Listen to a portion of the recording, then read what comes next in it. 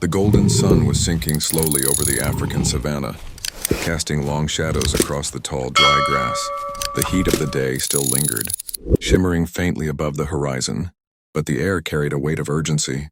At the edge of a muddy watering hole, a mighty lion, the undisputed king of this land, struggled helplessly. His powerful body, normally a symbol of strength and dominance, was half submerged in thick, clinging mud. His golden mane, usually proud and flowing, was heavy with dirt and water, and his eyes burned with a mixture of exhaustion and defiance. Each time he tried to lift himself, the mire tightened its grip, dragging him deeper into despair.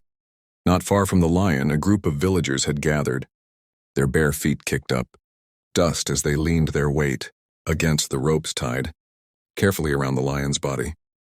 Men and women alike worked in unison, their muscles straining, faces tense with determination. It was not fear that guided them, but respect, a recognition that this creature was more than just an animal.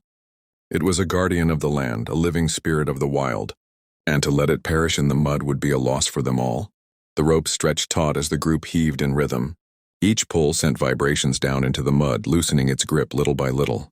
Sweat glistened on their skin, mixing with the dust of the earth, yet they did not falter. Some shouted words of encouragement. Others dug their heels deep into the ground for leverage.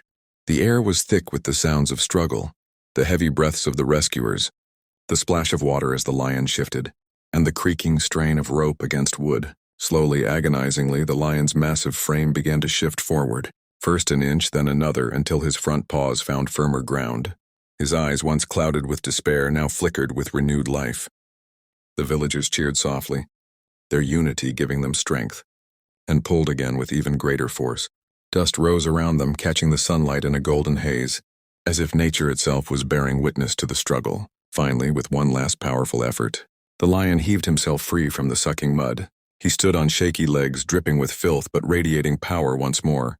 For a moment, the villagers and the beast locked eyes, an unspoken bond of respect forged in that desperate moment.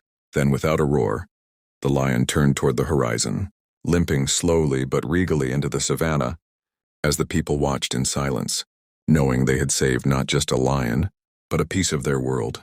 The sun had dipped lower, painting the sky in hues of amber and deep crimson. The villagers stood silently, still catching their breath after the rescue. Dust clung to their sweat-soaked skin, and their hands ached from the strain of the ropes, but none of them moved to leave.